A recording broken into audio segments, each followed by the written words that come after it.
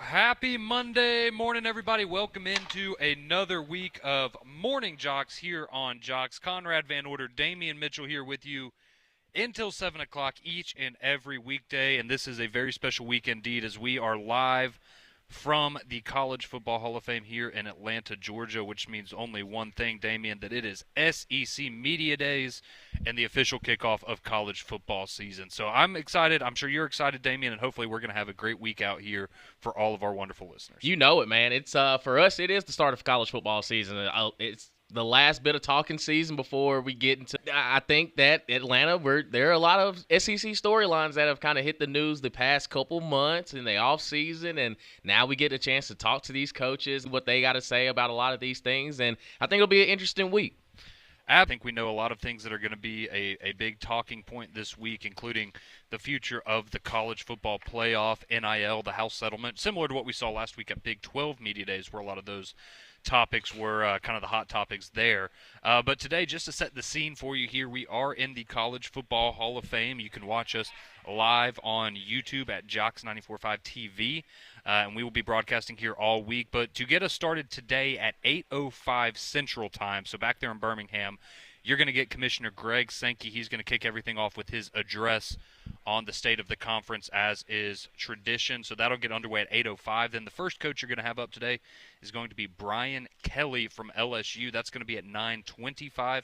Then Shane Beamer from South Carolina, a team with obviously much higher expectations this year than in the last recent few years. But Shane Beamer, he's going to go at 10:45 today. Then you're going to have one of our favorites, I think, Damian, Lane Kiffin at Ole Miss. He's going at 12:30 today, and then you're going to have Clark Lee for Vanderbilt at 2:20.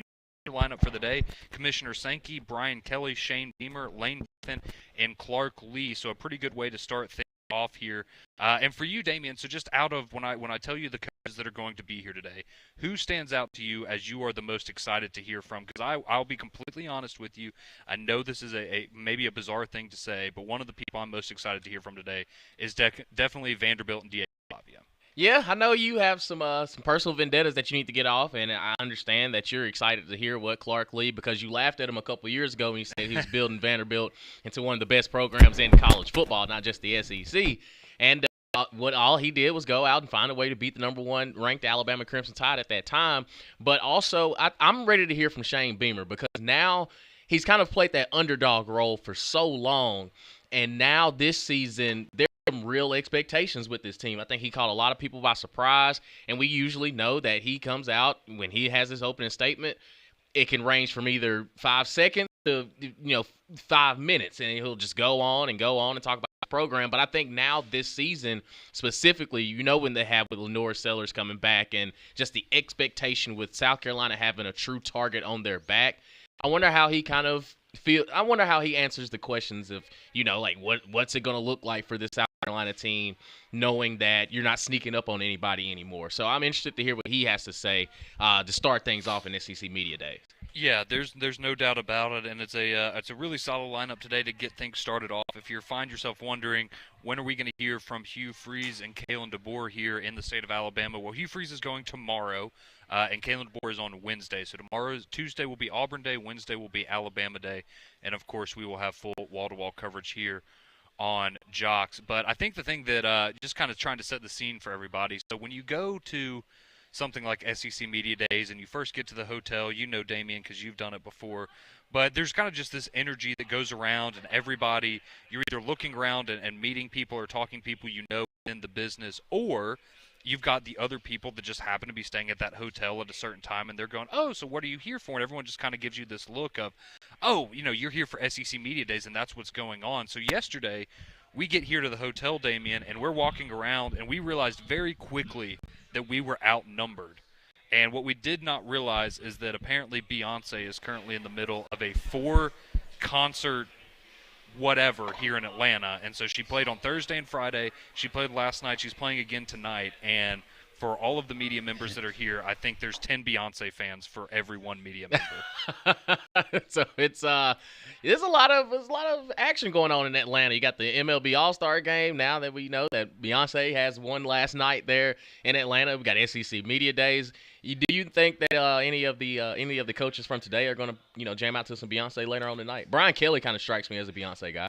Yeah, I could see BK doing that. I think Shane Beamer, as we've seen, obviously with the the famous TikTok video from a couple of years ago and things like that, that would see it. But I would look at Lane, right? We know Lane's he's a Swiftie, right? He loves Taylor Swift, and if anybody was going to go to a Beyonce concert while they were at SEC Media Days and just kind of make an event out of it, I think it would be Lane Kiffin that would be the one you would see going to see Beyonce. I will say this.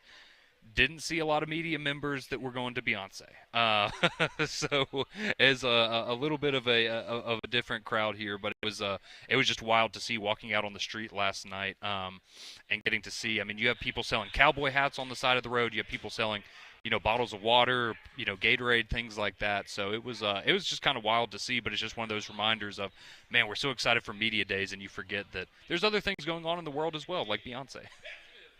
It's a unique position to be in, Conrad. Any look as far as you getting a chance to go into the All-Star game or potentially the home run derby these next couple days?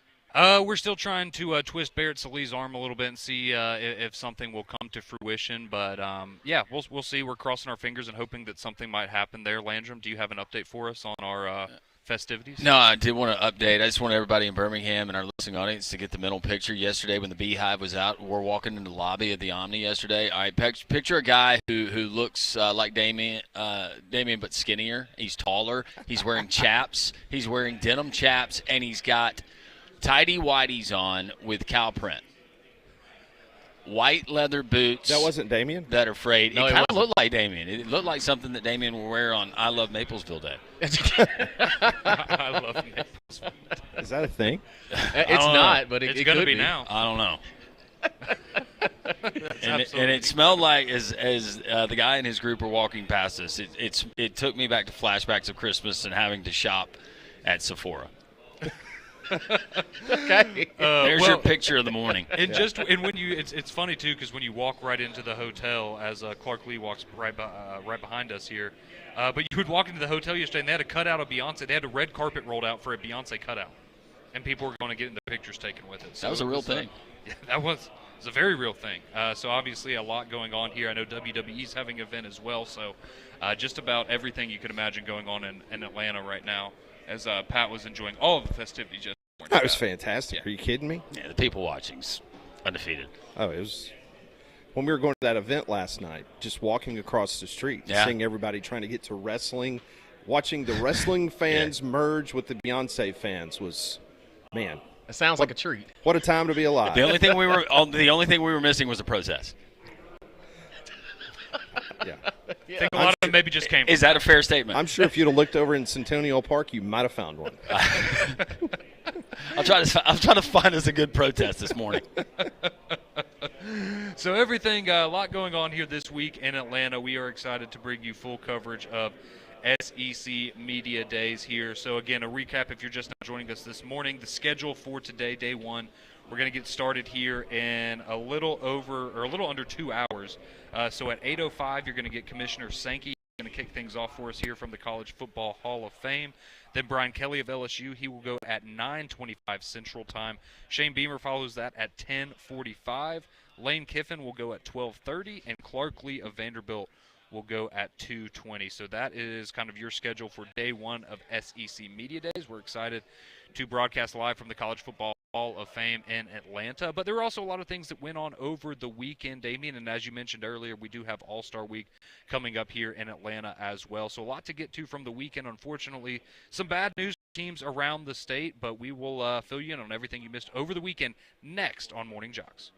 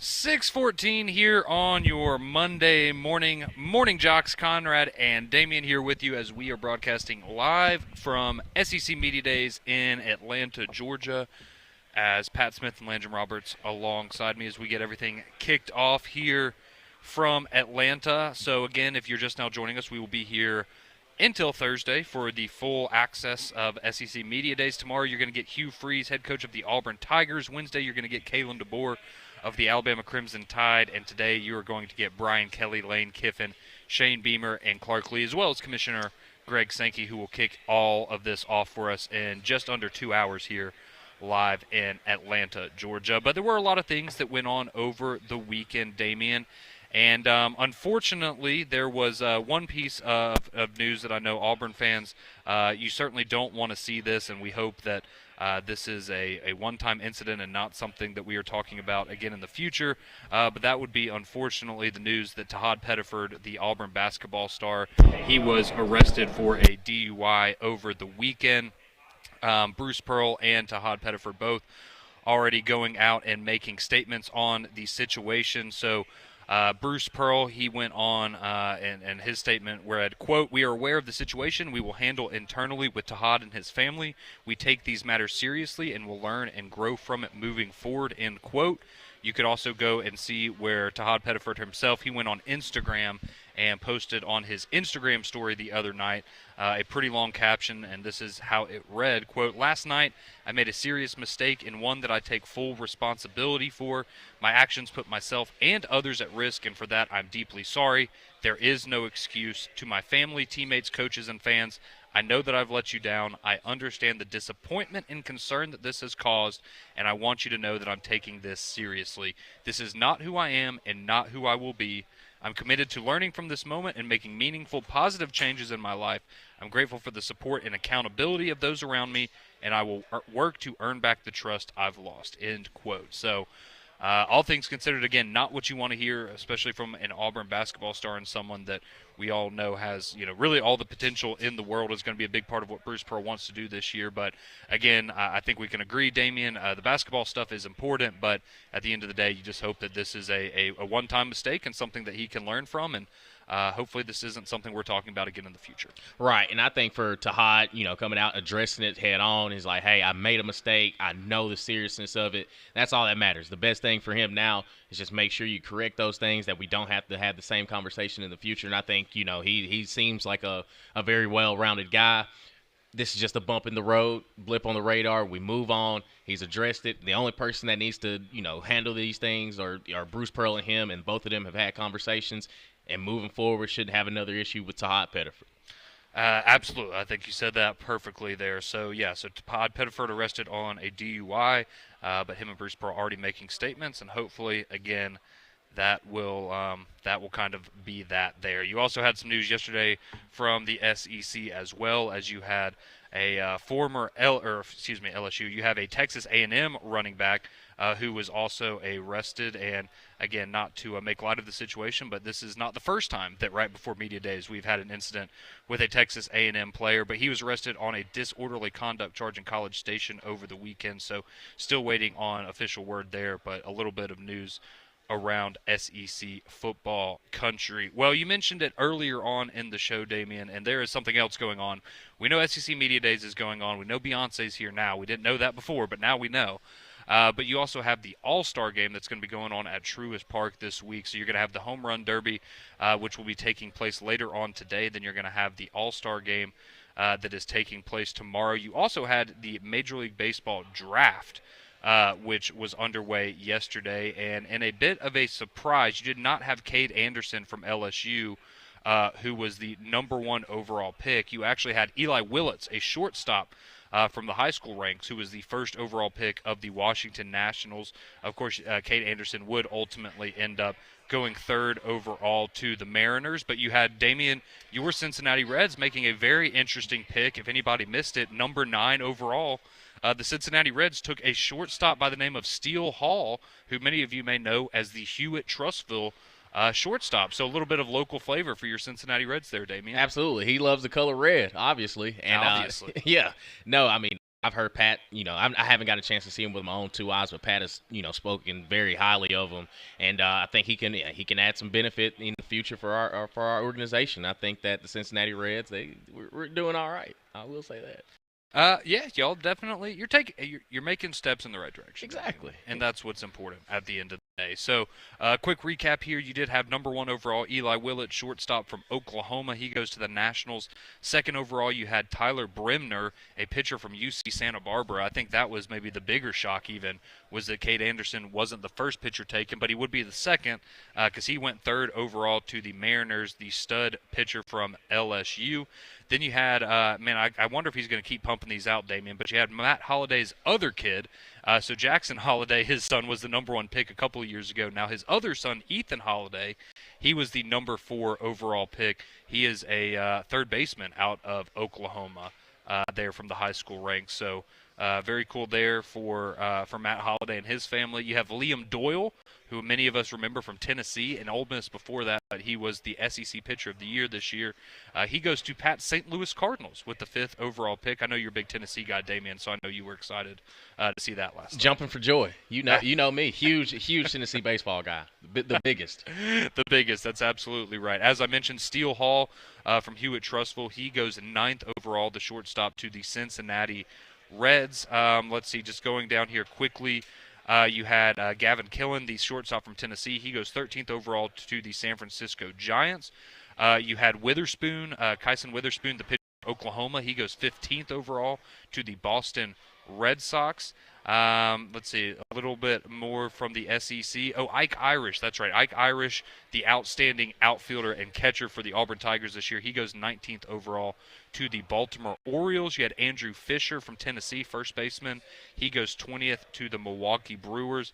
So as you can see, and no surprise, right, there's a lot of SEC flavor here here to go around the MLB draft. You also have Jace LaViolette from the center fielder from Texas A&M. He goes 27th overall to the Cleveland Guardians. And somebody that I know a lot of us were excited about was Riley Quick, the pitcher from Alabama, but formerly from Hewitt-Trussville, just like Steele Hall. He goes 36th overall to the Minnesota Twins.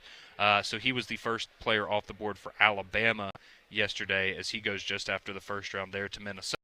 And then finally, Wahiwa Eloy, the shortstop for Arkansas, who was the Golden Spikes winner this year. He actually goes 31st overall last night to the Baltimore Orioles. So a good day for Baltimore. They got good SEC players there, in Eloy from Arkansas and Ike Irish from the Auburn Tigers. But you do also have the Home Run Derby coming up tonight, as I mentioned. And unfortunately for Braves fans, I know a lot of you probably excited to see Ronald Acuna in action and hitting some big bombs at Truist this week. But he has taken himself out of the Home Run Derby, Damien, due to some, I believe it's back tightness. But the good news is that Ronald Acuna is out and Matt Olson is in. So you are still going to get a little Atlanta Braves flavor there at the Home Run Derby, as they will represent for their home city. So should be a lot of fun there, Damien, and I'm still holding my crossing my fingers. I know Pat and Landrum are hoping to attend. I still want to be one of the little kids out there shagging fly balls in the outfield. That's still my dream. Right, but would you still be excited if you just got a ticket? Oh, like, well, yeah, would you be able to keep your composure, not run on the field or anything, and steal the shine and steal the show from those batters there in the Home Run Derby? Yeah, you know what? I think I would contain myself. I'm not gonna lie. We are so where we're set up at Media Days, and I brought this up on Friday. But where we're set up at Media Days, there's a lot of people that have to come through where we are, because we have the stairs from the first floor of the College Football Hall of Fame. We also have the elevators right in front of us. So if Aaron Judge does decide that he wants to come up here and reunite with Kalen DeBoer, since they're both Fresno State boys, I will be front and center to see that happen, and I will absolutely lose my mind. So I'm still crossing my fingers. I'm sure he's listening right now, Mr. Judge. But yeah, we'll see how that if that comes to fruition. You're kind of on the edge this week. The more I think about it, get a chance to run into Kalen DeBoer, as me and you, big Alabama guys. Aaron Judge possibly may run by. And you have John Mateer. Like you got to control yourself, brother. Remember that you had a job to do. If yeah, I will certainly do my best. And you know what? The best part of all of this is they have so they've added a little bit to the College Football Hall of Fame, put in some new pieces of memorabilia and things like that. And I'm assuming this is going to be from this past season. we are next to the brand new Travis Hunter display Hey. that they have here with his jersey, helmet, cleats. I'm assuming from last year and his Heisman Trophy year there at Colorado. So Landrum was very excited about that. Don't think he's going to be making an appearance, but Jacksonville's not that far away, right? Not at all. Just a quick trip, quick flight. You could be back and be ready for three-man front. That's absolutely right. Yeah. So maybe Travis Hunter will show up. I don't think that's going to happen, but we are right next to his his display here at the College Football Hall of Fame, where we will be broadcasting all week long. Well, one thing that we will do later in the week, Damien, as we know, is we will vote on not only predicted order of finish, we will vote for our all SEC teams beforehand. So I wanted to kind of pick your brain here coming up and get some of your thoughts. How do you think the media is going to vote? What do you think the predicted order of finish is going to be? Because I've started to see, some other media members put out their lists, and I will just say this. Not everyone is just picking Texas and Georgia in the top two, and that I think we might be in for a little bit of a surprise later in the week. So we'll see about how all of that goes. But we'll take a quick break, come back here, continue our live coverage from SEC Media Days, and we will break down some of those media predictions. Where do we think Alabama will finish? Where do we think Auburn will finish? What about Ty Simpson, Jackson Arnold, and some of those other guys? Who do we think will represent the SEC on those all SEC teams here at Media Days? That's coming up next here on Jox Live from SEC Media Days.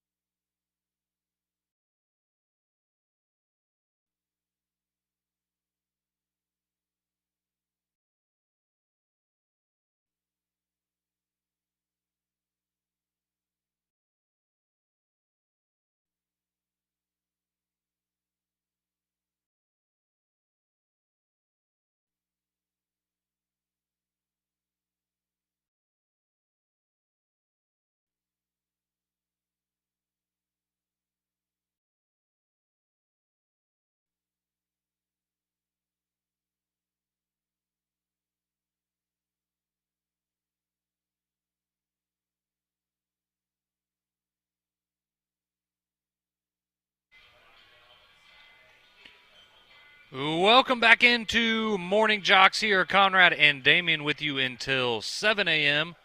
when we hand you off to McElroy and Kublick in the morning. We are broadcasting here live from the College Football Hall of Fame in Atlanta, Georgia. And the reason that we do that, of course, is for SEC Media Days, which is getting underway today. We will have live coverage for you up until Thursday, which is the final day of SEC Media Days. And if you're just now joining us, you're going to get Hugh Freeze tomorrow and the Auburn contingent. They will be here on Tuesday, and then on Wednesday is when you will get to hear from Kalen DeBoer as well as some of the Alabama football players. So very excited to hear what they have to say, but we also have a great day coming up today, as well as Commissioner Greg Sankey will get things started off for us here in about an hour and a half or so, as he's set to take the podium at 8:05 Central Time to kick things off here for SEC Media Days. Then you're going to have Brian Kelly, you're going to have Shane Beamer, you're going to have Lane Kiffin, and you're going to have Clark Lee from Vanderbilt. That will be day one here from SEC Media Days. I did also quickly want to mention, I know we were just talking a little bit about the MLB draft. If you're just now joining us, Ike Irish from Auburn, he goes 19th overall to the Orioles. He's the first Auburn player off the board. Then you have Riley Quick, the pitcher from Alabama, from Hewitt-Trussville. He goes to the Twins as well, a little bit after Ike Irish. And you had Steele Hall, the shortstop from Hewitt-Trussville, Alabama. He goes top 10. He goes 9th overall to the Cincinnati Reds yesterday. So some local flavor in the MLB draft yesterday as well. But, Damien, I wanted to kind of break down some of these predictions and the media vote and things that we're going to get into later in the week here from Atlanta, because, you know, everybody still – I feel like we have a general idea of how people are going to vote. But, I mean, to be fair, there are things you can learn. And certainly when it comes to, you know, meeting certain players here at SEC Media Days and guys you kind of – you know, you meet them in person, you start to go – I think you might have a little juice. There might be a little something to this. So I'm interested from your perspective. We'll start just with the conference overall. And I think most people would tell you they expect it's going to be Texas 1, Georgia 2, Alabama 3, and LSU 4. Is that how you see it right now, Damien? Do you think it's going to be something different than that? Would you vote differently than that? Because I think that's kind of the consensus as it stands right now.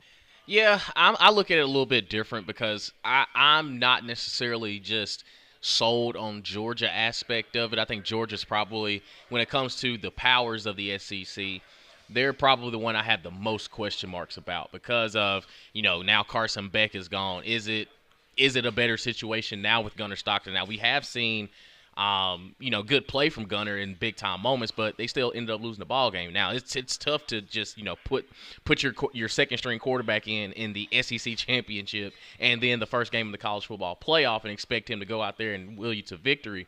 But it's still kind of – there's still some lingering question marks at the wide receiver position. I do think the addition of Zachariah Branch and Noah Thomas and those guys does Dylan Bell to get that, you know, take that next step.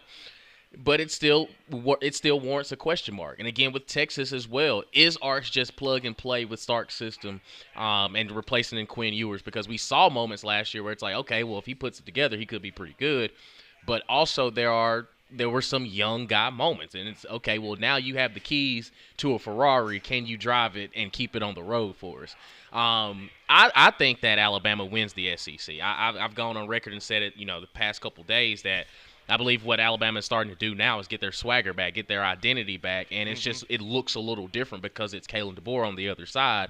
But I think it's more of a faster – the way I've described Alabama in the conversations that I've had, it's a fast-paced, joyless murder ball where instead of holding opponents to, you know, 10, 15 points, they may go out there and hang 70 on the best of them. I think offensively – what Kalen DeBoer, everybody knows what Kalen DeBoer's offense is supposed to look like, and if the offensive line is like, okay, we want to road grade a couple times, like we want to, let's go in 4-minute offense and let's ground and pound this thing because we've been lighting it up all over the yard. I think the development of Ty Simpson at quarterback has, you know, it kind of depends on that as well, but I think that he won't have the same issues that we saw with Jalen Milroe. So when I look at those three teams, they're at the top. I think the next tier is kind of the LSUs, the Ole Misses of the world, because I think with LSU, it's the defense has been so bad the past couple seasons. It's, okay, when are they really going to turn the direction on that side? Because you're returning Garrett Nussmeier, who's played a lot in this system. We know what he can do offensively. he also turns the ball over at a higher rate than a lot of other people. So I think that a lot of these teams have question marks. And going into Ole Miss too, is Ole Miss just going to continue to roll on offense? Because you kind of wasted the best defense that you had last year. Can they replicate that or get somewhere close to that, or is Lane about to revert back to trying to score 50 the fast way? So I think a lot of these teams have a lot of question marks, but I think we'll have a lot, at least in the media side of things. I think we'll see Texas, Georgia, Alabama. There may be a sprinkle of a few LSUs, but those top 3 teams I do think in some form or fashion will be in everybody's SEC predicted order of finish at the top.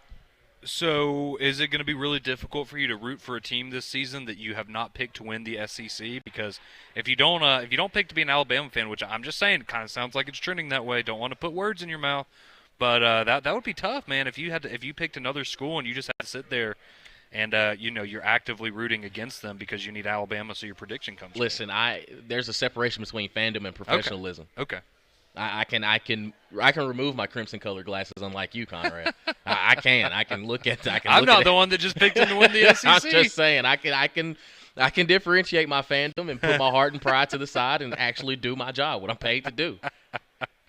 I know. I just I love to give you a hard time about that. Okay, so with that expectation, because I'm with you, right? I think that right now it would be hard for me not to pick or to vote Texas. I think just based on paper, again, we haven't seen any of these teams play, but on paper, a lot of these teams do have question marks, which you brought up, and so I think Texas is going to be the surest bet in terms of, especially if we're just talking about getting back to a college football playoff. I feel pretty confident in that one, but I'm very interested to see how the media, if Georgia holds on to that 2 spot, how much love Alabama maybe gets there, because I don't think there's any chance you're going to see them finish first, but I think you will see a lot of love for the Alabama Crimson Tide. And then, like you said, there's just kind of that second tier, which again, when you go into that again, not to go into a college football playoff tangent necessarily, but when we talk about, hey, why is the SEC the best conference when we're talking about these negotiations and automatic qualifiers, it's because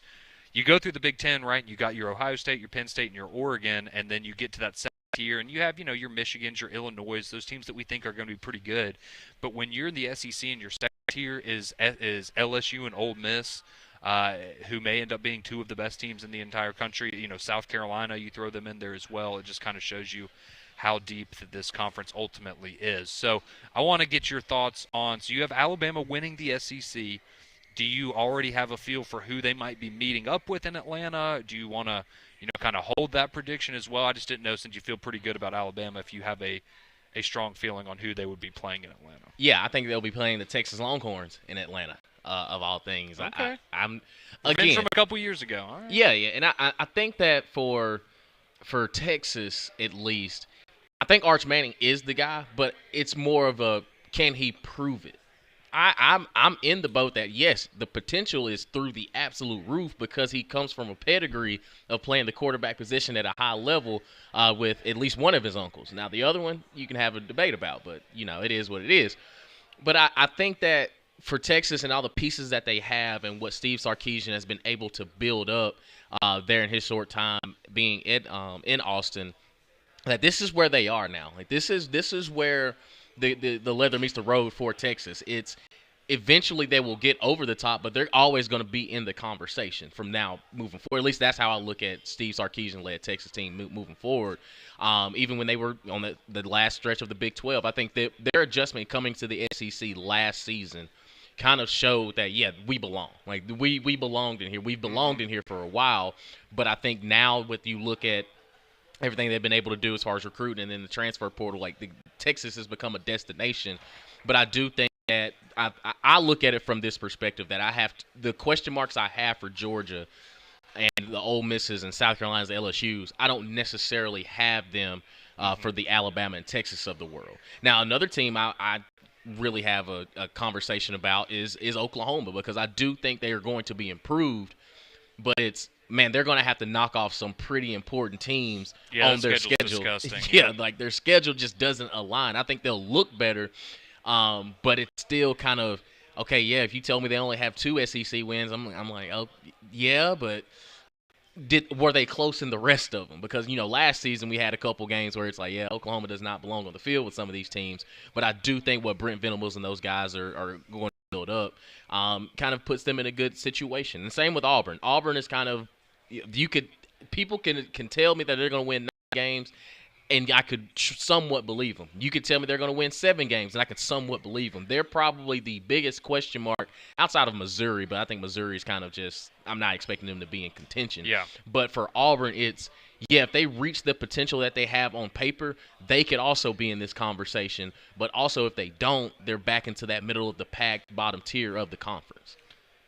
So tomorrow, because Texas will be here tomorrow, Steve Sarkisian, Arch Manning, and the rest of that contingent – all right, if these two people walk in at the same time, I'm talking media days. I'm not talking like on the street because I think we know how this would go. But at media days here in the College Football Hall of Fame, all right, if Arch Manning and Beyonce walked in at the exact same time, Damian, who gets more attention from the media? Don't be disrespectful to the I'm not, listen, and I'm not. listen, I'm not saying that. I'm just saying like Arch. I mean that's football royalty. Yes. And with the media, I'm just saying. But it's still Beyonce. Dog. I know. It's still Beyonce. It would take Eli, Peyton, Archie, and Arch. It would take the entire Manning family to even get into the stratosphere of when it comes to popularity with Beyonce. If she walks into a room, I'd still take Beyonce over the whole Manning family probably.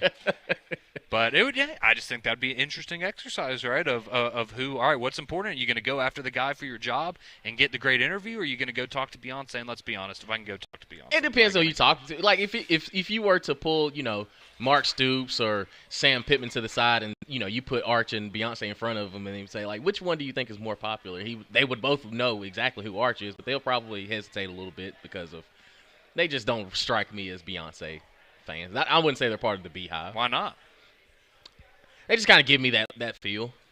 They kind of give me that feel. Maybe in Brian Kelly a little bit, but I don't know. He's probably worked on some of his accents. He probably knows a little H-Town, little H-Town connection there with Beyonce. I was about to say I would think he would maybe be the most likely candidate there out of those guys. But I was just curious. I was just wondering what your thoughts would be on that. But we do have some of you who've been weighing in on the courtesy GMC text line. Some of you asking some questions about SEC Media Days, talking Braves, Home Run Derby, All-Star Weekend will be draft, Tahad Pettiford, all that good stuff. We have had a lot to get to today as we are broadcasting live from the College Football Hall of Fame from Media Days. The festivities will kick off here in, what is it, Damian, about an hour and 20 minutes when Greg Sankey takes the podium and officially kicks things off for us. We, of course, will have live coverage all week long for you here on Jox. We appreciate you making us a part of your day each and every morning, and we continue our live coverage from SEC Media Days in Atlanta next on Jox.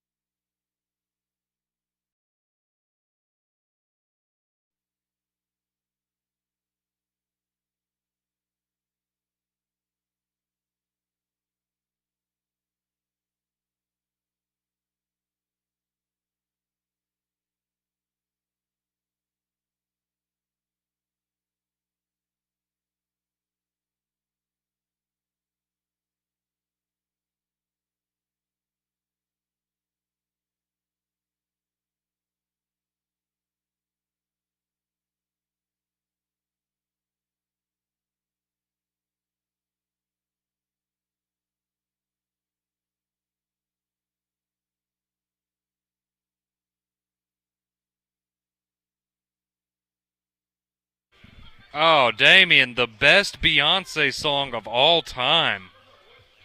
Love That is on something we Top. agree on, my brother. The best of Queen Bee here on Morning Jox. Appreciate you joining us. Conrad, Damien here with you until 7 o'clock. We'll hand you off to McElroy and Kubelik in the morning. So that's your favorite Beyonce song too? Oh, absolutely. Tough Hands to beat down. that one. That one of my favorite moments, definitely from my wedding, was that song being played by the DJ. Getting to dance to that. That's absolutely an all-timer there. So if you missed it, we were talking about Beyonce this morning because we did not realize that here at the same time as SEC Media Days, there is also Beyonce is doing 4 concerts back to back to back here in Atlanta. And so we all got here thinking, oh, this is going to be great. It's going to, people are going to be, the media is here for SEC Media Days. Nope. Everyone's here for Beyonce, and everybody's wearing cowboy hats. And as Landrum said, some people are wearing jeans that don't have a backside to them. So if that's your thing, then I guess more power to you. I guess I can't talk. I used somebody's toothbrush for a minute last week. So it's like anytime anytime I go and like criticize something or, oh, that's kind of weird. You can just come back with, aren't you the toothbrush guy? It's like, yeah, I guess I can't really say a whole lot about that, unfortunately. But we are here broadcasting live from SEC Media Days, the College Football Hall of Fame. We will be here until Thursday. So appreciate all of you making us a part of your morning here. And if you missed the schedule for today, quickly getting underway here in about an hour and 15 minutes, you'll have Commissioner Sankey kicking things off at 8:05. Brian Kelly of LSU, he's going at 9:25. Shane Beamer of South Carolina at 10:45.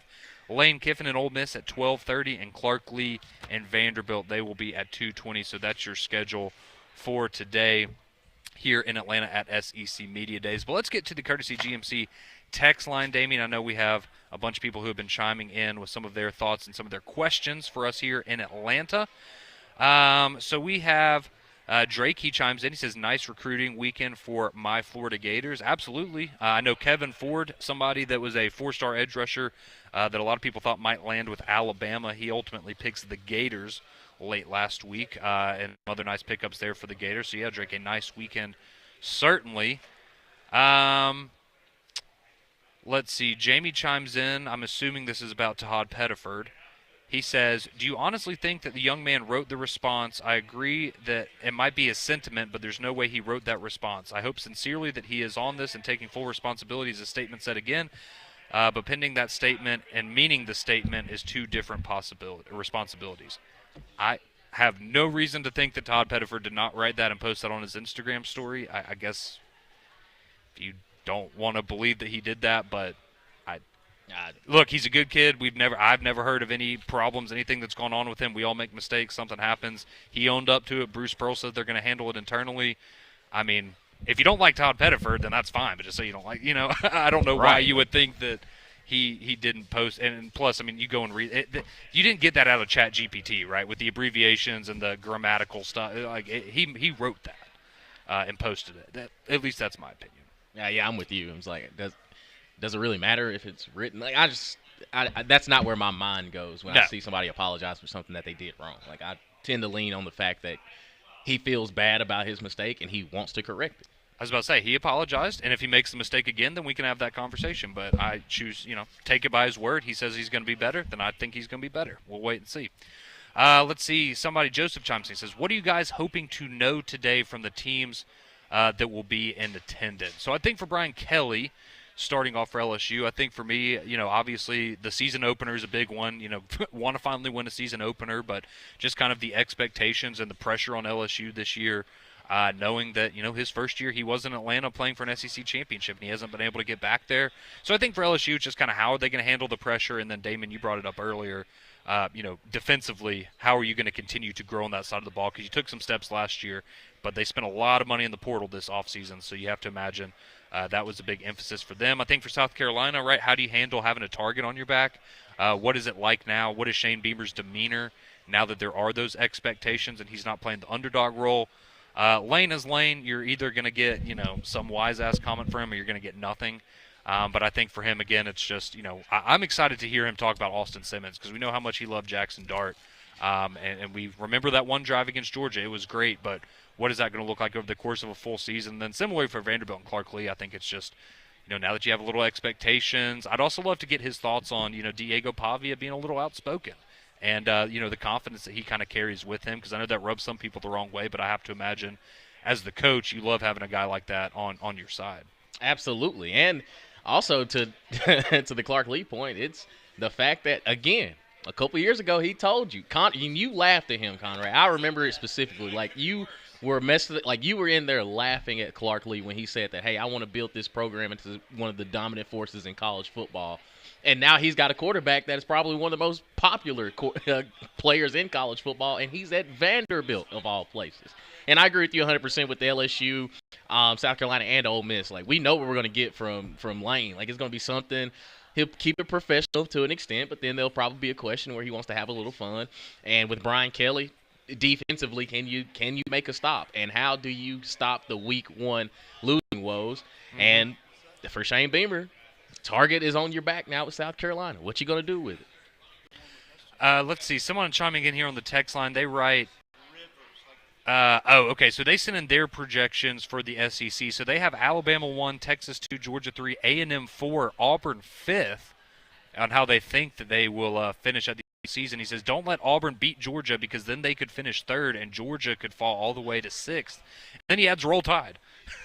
Okay. That's a very confusing text message. So you think Auburn's going to finish in the top 5 of the SEC, and they might finish in the top 3 if they beat Georgia, and you're an Alabama fan. I respect that. If that's your opinion, that's just wasn't expecting a Roll Tide at the end of that text, to be completely honest with you. Let's see. Jamari from Talladega chimes in. He says, I know it's SEC Media Days talk, but have y'all seen Chris Youngblood killing it for OKC in the Summer League? Yeah, he's been doing quite well. Cooper Flagg's been well. Janai Broom has been doing really, really well as well there in the Summer League. Somebody chimes in from the state of Arkansas. So hypothetically, Conrad, if Beyonce and Aaron Judge both walked in at the same time, who would I go and talk to? Oh, Aaron Judge. Beyonce who? Yeah, I don't care. Give me Aaron Judge. I think the only person I'd be more excited to see walk through that elevator than Aaron Judge would be Tua, but hopefully he's working on his off-season routine right now. Let's see. Someone chimes in. They say they've been enjoying the new NCAA college football video game, and they say Ty Simpson sucks on the new college football game. He got sacked 11 times this weekend. Just saying. Well, that's the offensive line's fault. I know Ty. So we should be worried about Alabama's offensive line because they're not good at the new college football video game? It's a direct correlation, man. It's a direct correlation. You might be onto something. You absolutely might. Doug chimes in here. He says the South and the SEC rule the baseball draft every year. He said the SEC led colleges with 13 first-round draft picks. The ACC had 6. All other schools had 3. It says of the 21 high school players selected last night, 12 of them were from like SEC Southern states, things like that. So that's very cool. As we know, I mean, baseball obviously does quite well here, but very cool to see that. And, if you missed it, Ike Irish from Auburn, he's a Baltimore Oriole now. Riley Quick from Alabama, he's going to be a Minnesota Twin. Steele Hall, the high school phenom from Hewitt-Trussville, he goes top 10 to the Cincinnati Reds. So a lot of good baseball going around. We are here live in the College Football Hall of Fame from SEC Media Days. We will be here until Thursday, bringing you live coverage. Everything gets started 8:05 with Commissioner Sankey, but right now we hand you off to McElroy and Kublick in the morning.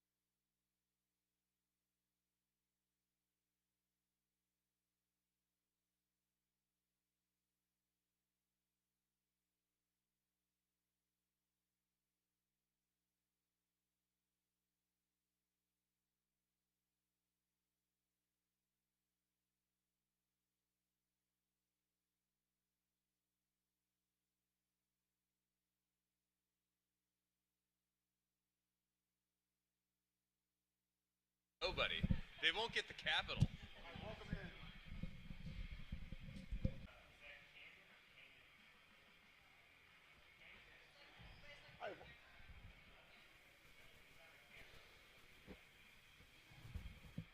Welcome in, McElroy and Kubelik in the morning. Appreciate you guys tuning in. Welcome in. McElroy and Kubelik in the morning. Jox 94.5. Cole Kubelik, Greg McElroy here, live from the College Football Hall of Fame, Atlanta, Georgia.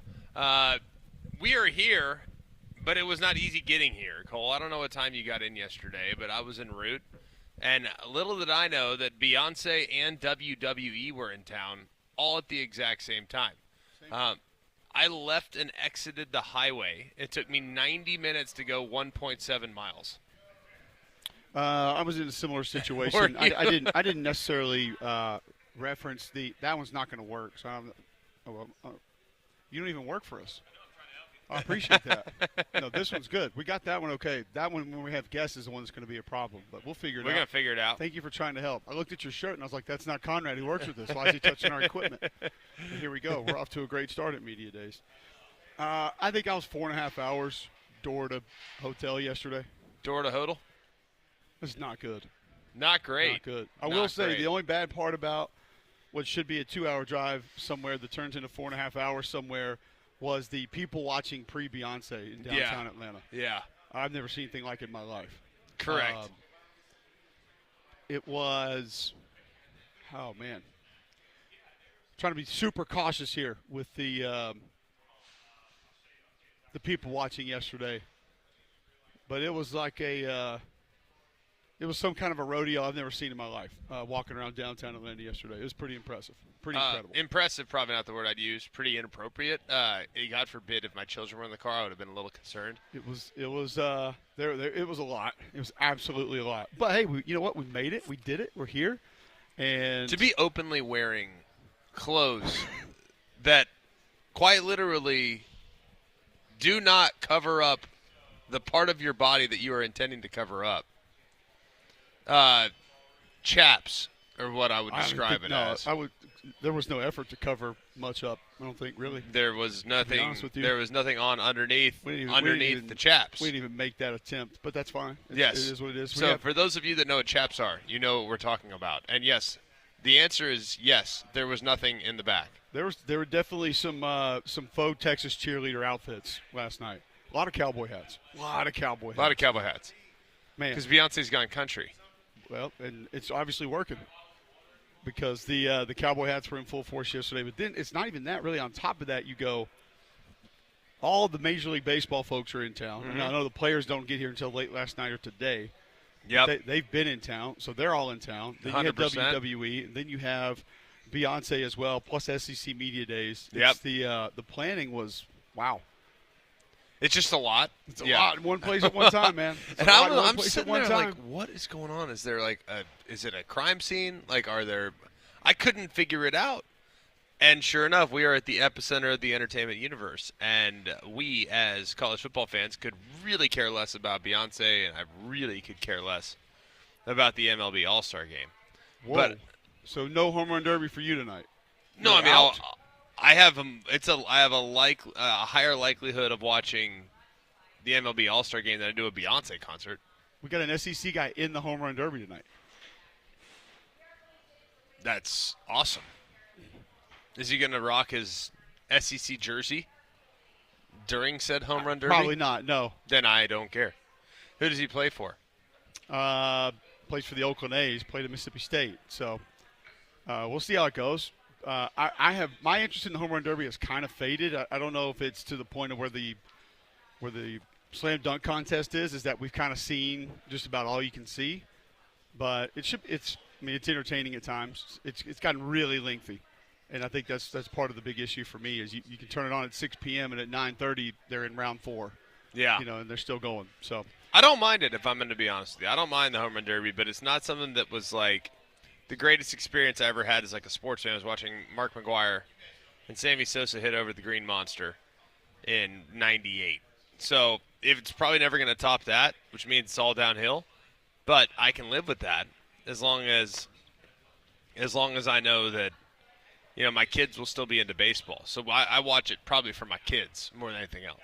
All right, so we'll be watching coaches today. Obviously, SEC Media Days Day 1. We are at the College Football Hall of Fame Radio Row. Great setup always here, just kind of looking around, seeing all the stuff, how cool it is. Excited to be here. Excited to be a part of SEC Media Days. We'll have Paul Feinbaum in a few moments. Clark Lee with us this hour. He'll be with us at 7:40 your time. Time change has not been kind to me in some of the scheduling that we're doing. Greg Sankey will be at the podium at the top of the hour. We'll take you live to that to get his thoughts and his address to the media. Matt Moscano will be with us after that to talk some LSU. Jordan Kay will be with us in the final hour of the show to talk some South Carolina.